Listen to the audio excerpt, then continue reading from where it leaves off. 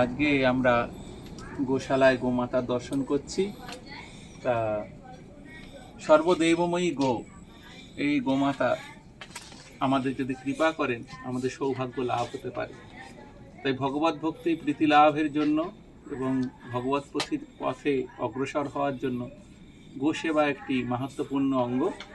তা এখানে আমাদের মন্দিরের নিকটবর্তী রাধাগিরিধারী মন্দিরের পাশে যে গোশালা অবস্থান করছে সেই গোশালায় আমরা রয়েছি।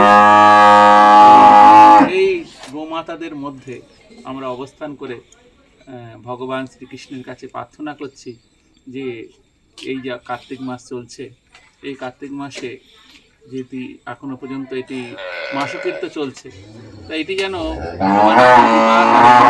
এবং কৃষ্ণ ভক্তি দান করেন। সকলে খুব ভালো থাকবেন। হরে কৃষ্ণ। বলুন গো মাতা কি জয়।